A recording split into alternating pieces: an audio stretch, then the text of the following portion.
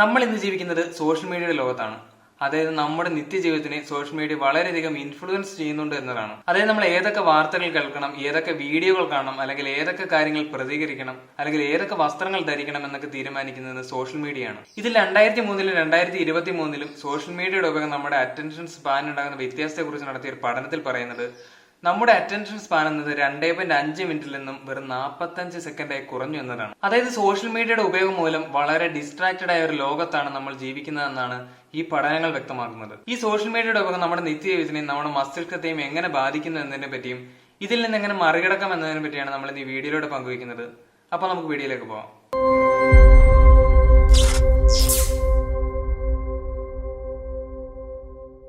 ഇന്ന് നമ്മൾ ഈ വീഡിയോയിലൂടെ സംസാരിക്കാൻ പോകുന്നത് ഡിസ്ട്രാക്ഷൻ, ഡീപ് വർക്ക് എന്ന രണ്ട് കോൺസെപ്റ്റുകളെ കുറിച്ചാണ്. ഇത് എന്താണെന്ന് പറയുന്നതിന് മുൻപ് ഈ വീഡിയോ കാണുന്ന നിങ്ങളോട് എനിക്ക് ചോദിക്കാനുള്ളത്, നിങ്ങൾ അവസാനമായി പഠിച്ചെടുത്ത ഒരു സ്കിൽ ഏതാണെന്ന് നിങ്ങൾക്ക് ഓർത്തെടുക്കാൻ കഴിയുന്നുണ്ടോ? ഉണ്ടെങ്കിൽ അത് എത്ര മാസം മുന്നെയാണ് അല്ലെങ്കിൽ എത്ര വർഷം മുന്നെയാണെന്ന് നിങ്ങൾക്ക് പറയാൻ കഴിയുമോ? അവസാനം ഒരു ചോദ്യം കൂടി, ഈ നേടിയെടുത്ത സ്കിൽ നേടിയെടുത്ത സമയം മുതൽ ഇന്ന് വരെ എത്രത്തോളം ഇംപ്രൂവ്മെന്റ്സ് കൊണ്ടുവരാൻ കഴിഞ്ഞിട്ടുണ്ട്, അല്ലെങ്കിൽ എത്രത്തോളം എക്സൽ ചെയ്യാൻ കഴിഞ്ഞിട്ടുണ്ട് എന്നുകൂടി സ്വയം ഒന്ന് ചിന്തിച്ചു നോക്കുക. മൂന്നാമത്തെ ആളുകളാണെങ്കിൽ സ്കില്ലുകൾ പഠിച്ചെടുക്കണമെന്ന മോട്ടിവേഷൻ മാത്രമേ കാണുകയുള്ളൂ, അവർ അതിനുവേണ്ടി ഒന്നും ചെയ്യുന്നുണ്ടായിരിക്കില്ല. എന്നാൽ ഇതിലെ ചുരുക്കം ചില ആളുകൾ മാത്രം എപ്പോഴും സ്കില്ലുകൾ പഠിക്കുകയും അവരെപ്പോഴും അപ്ഡേറ്റ് ആയിരിക്കാൻ ശ്രമിക്കുകയും ചെയ്യും. ഇതിൽ ആദ്യം പറഞ്ഞ 1, 2, 3 ആളുകളെ നമുക്ക് ഡിസ്ട്രാക്റ്റഡ് ബിഹേവിയർ എന്ന് വിളിക്കാം. അതിൽ 4ാമത്തെ ആളെ നമുക്ക് ഡീപ് വർക്ക് ബിഹേവിയർ എന്ന് വിളിക്കാം. എന്തുകൊണ്ടാണ് ഈ രണ്ട് ബിഹേവിയറിനെ കുറിച്ച് ഇന്നൊരു വീഡിയോ ചെയ്യാൻ കാരണം എന്നത്, ഇന്നത്തെ കാലത്ത് സോഷ്യൽ മീഡിയ ഉപയോഗിക്കുന്നവരുടെ എണ്ണം വളരെ കൂടി വരികയാണ്. എണ്ണം മാത്രമല്ല, അതിൽ ചിലവഴിക്കുന്നതിന്റെ സമയവും വളരെ കൂടി വരികയാണ്. ഇങ്ങനെ ഉപയോഗിക്കുന്നതുകൊണ്ടുണ്ടാകുന്ന ഒരു സോഷ്യൽ മീഡിയ സ്ക്രോളിംഗിന്റെ ഒരു ബൈ പ്രോഡക്റ്റ് ആണ് ഡിസ്ട്രാക്ഷൻ എന്നത്. ഡിസ്ട്രാക്ഷൻ എന്നത് മനുഷ്യനിൽ തന്നെ ഉള്ള ഒന്നാണ്. ഇത് ചെറിയ തോതിൽ മാത്രമേ സംഭവിക്കുന്നുള്ളൂ എന്നതാണ്. ഇതിനൊരു ഉദാഹരണമായി പറഞ്ഞാൽ, നമ്മൾ നന്നായി പഠിച്ചുകൊണ്ടിരിക്കുകയാണെന്ന് വരിക. ലഞ്ച് ടൈം ആയപ്പോൾ നമ്മുടെ ഒരു ഫ്രണ്ട്സ് വന്ന് വിളിക്കുന്നു, നമ്മൾ ബുക്ക് ക്ലോസ് ചെയ്യുന്നു.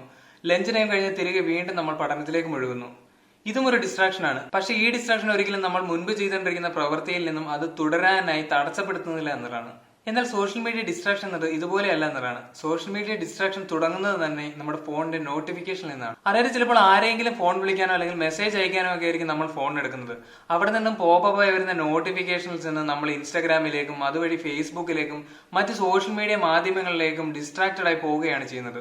ഈ സോഷ്യൽ മീഡിയ ആപ്പുകൾ ഉപയോഗിക്കാൻ മാത്രമാണ് നമ്മൾ ഇന്ന് വലിയ വില കൊടുത്ത് സ്മാർട്ട് ഫോണുകൾ വാങ്ങിക്കൂട്ടുന്നത്. ഒരു ചെറിയ ഫോണിന്റെ മുകളിൽ പോപ്പപ്പ് ആയി വരുന്ന നോട്ടിഫിക്കേഷനിൽ നിന്നായിരിക്കും നമ്മൾ ഇൻസ്റ്റാഗ്രാമിലേക്ക് എത്തുന്നത്. ഈ ഇൻസ്റ്റാഗ്രാമിൽ എത്തിയാൽ പിന്നെ ആ നോട്ടിഫിക്കേഷൻ നോക്കുക പോലുമില്ല. അപ്പോഴേക്കും ആ ഇൻസ്റ്റാഗ്രാമിന്റെ ഫീഡിൽ നമുക്ക് ഇഷ്ടപ്പെട്ട പോസ്റ്റുകളും വീഡിയോകളും റീലുകളും ഒക്കെ നിറഞ്ഞു കാണും. ഇതിനെയാണ് ഹൂക്ക് എന്ന് പറയുന്നത്, അല്ലെങ്കിൽ ചൂണ്ടയിടൽ എന്ന് പറയുന്നത്. എങ്ങനെയാണ് ഒരു മീൻപിടുത്തക്കാരൻ മീനിനെ പിടിക്കാൻ വേണ്ടി അതിന്റെ മുന്നിലേക്ക് ചൂണ്ടയിട്ട് കൊടുക്കുന്നത്, അതുപോലെ തന്നെയാണ് ഇതും. പിന്നെ ആ പോസ്റ്റുകളിൽ നിന്ന് സ്ക്രോൾ ചെയ്ത് പോകുന്നത് അടുത്ത പോസ്റ്റുകളിലേക്കായിരിക്കും. ഈ സ്ക്രോളിങ്ങിന്റെ ഒരു അന്ത്യമുണ്ടോ എന്ന് വെച്ചാൽ അതും ഇല്ല എന്നതാണ്. അതായത് ഓരോരുത്തരെയും ടാർഗറ്റ് ചെയ്തുകൊണ്ട് അല്ലെങ്കിൽ ഡിസ്ട്രാക്ട് ചെയ്തുകൊണ്ട് എങ്ങനെ സോഷ്യൽ മീഡിയ പ്ലാറ്റ്ഫോമുകളിലേക്ക് എത്തിക്കാം എന്നതാണ് സോഷ്യൽ മീഡിയ അൽഗോരിതങ്ങൾ പ്രധാനമായും ചെയ്യുന്നത്. ഇങ്ങനെ നിരന്തരമായി സോഷ്യൽ മീഡിയ ഡിസ്ട്രാക്ഷൻസ് സംഭവിക്കുന്നതുകൊണ്ടുണ്ടാകുന്ന മാനസികമായ പ്രശ്നങ്ങളെ കൂടി നമുക്കൊന്ന് പറഞ്ഞു പോകാം.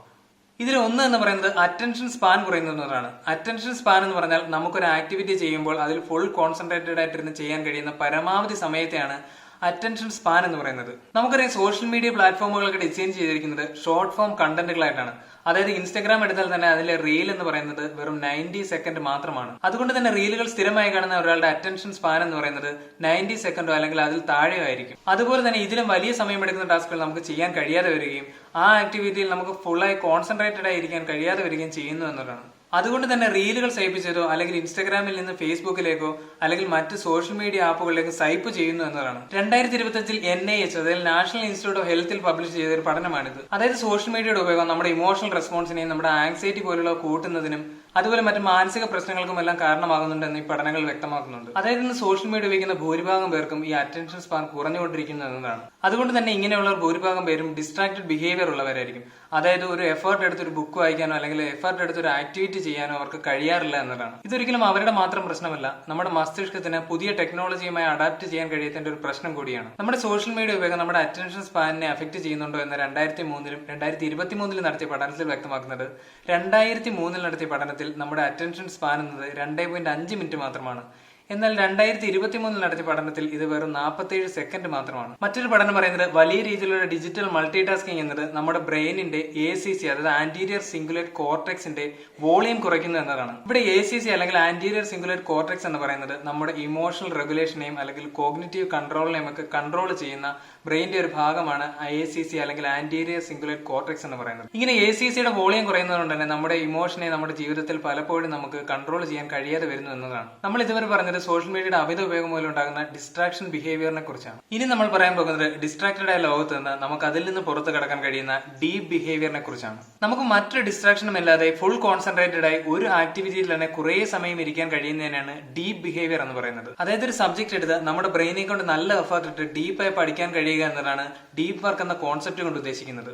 സബ്ജക്ട് പഠിക്കുക എന്ന് മാത്രമല്ല, ഒരു മ്യൂസിക് ഇൻസ്ട്രുമെന്റ് പഠിക്കാനോ അല്ലെങ്കിൽ ഒരു സോഫ്റ്റ്വെയർ ടൂൾ പഠിക്കാനോ അല്ലെങ്കിൽ ഒരു ലാംഗ്വേജ് പഠിക്കാനോ അതുമല്ലെങ്കിൽ ഒരു സ്കില്ല് ഡെവലപ്പ് ചെയ്യാനോ അതുമല്ലെങ്കിൽ ഒരു റിസർച്ച് ഓറിയന്റഡ് ആയിട്ട് വർക്ക് ചെയ്യാനോ ഒക്കെ നമുക്ക് ഈ ഡീപ് വർക്ക് എന്ന കോൺസെപ്റ്റ് നന്നായി യൂസ് ചെയ്യാൻ കഴിയും. ഇപ്പൊ പലരും വിചാരിക്കുന്നുണ്ടായിരിക്കും ഇതൊന്നും നടക്കാൻ പോകുന്നില്ല എന്ന്.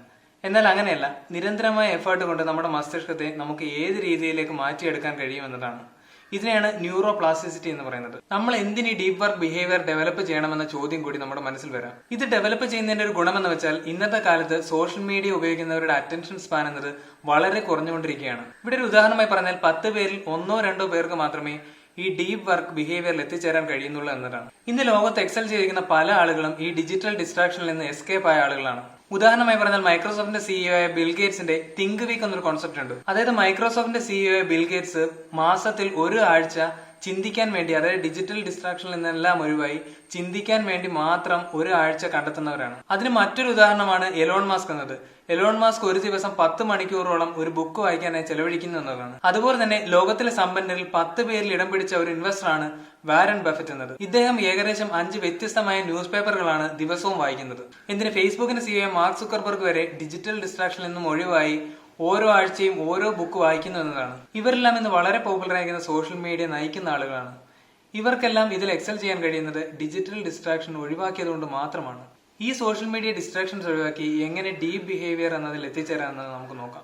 ഒന്നാമത്തേത് switch off your all social media notification എന്നതാണ്. അതായത് സോഷ്യൽ മീഡിയ നോട്ടിഫിക്കേഷൻ എപ്പോഴാണ് വരുന്നത് അപ്പോൾ ഫോൺ എടുക്കുന്നതിന് പകരം എപ്പോഴാണോ നിങ്ങൾക്ക് സോഷ്യൽ മീഡിയ ഉപയോഗിക്കാൻ തോന്നുന്നത് അപ്പോൾ മാത്രം ഉപയോഗിക്കുക എന്നതാണ്. ഇത് നമ്മുടെ ഡിസ്ട്രാക്ഷനെ കുറയ്ക്കാനുള്ള ഏറ്റവും എളുപ്പ വഴിയാണ്. രണ്ടാമത്തേത് സോഷ്യൽ മീഡിയ ടൈം ലിമിറ്റ് ചെയ്യുക എന്നതാണ്.